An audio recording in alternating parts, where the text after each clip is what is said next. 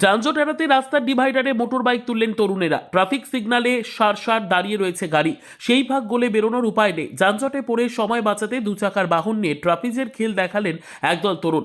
যানজট এড়াতে অধৈর্য হয়ে বাইকটিকে রাস্তার সরু ডিভাইডারের উপর তুলে দিলেন কয়েকজন তরুণ। বিপজ্জনক সেই ঘটনার একটি ভিডিও ছড়িয়ে পড়তেই তা ভাইরাল হয়েছে। যদিও এই ভিডিওটির সত্যতা যাচাই করেনি ক্রাইম প্রেস 24। ভিডিওটিতে লেখা রয়েছে ঘটনাটি মধ্যপ্রদেশের জবলপুরের। ভাইরাল সেই ভিডিওয় দেখা গিয়েছে যানজটের মাঝে একটি কংক্রিটের রাস্তার মাঝের সংকীর্ণ ডিভাইডারের ওপর একটি বাইককে তুলে দিয়েছেন কয়েকজন যুবক। রাতের দিকে ব্যস্ত রাজপথের দুদিকেই চার চাকা এবং দু চাকার গাড়িগুলিকে থমকে দাঁড়িয়ে পড়েছে। কয়েক সেকেন্ডের অপেক্ষা না করেই তরুণেরা ডিভাইডারে উঠে বাইকটিকে বিপরীত দিকের রাস্তায় ঠেলে নামিয়ে দিচ্ছেন।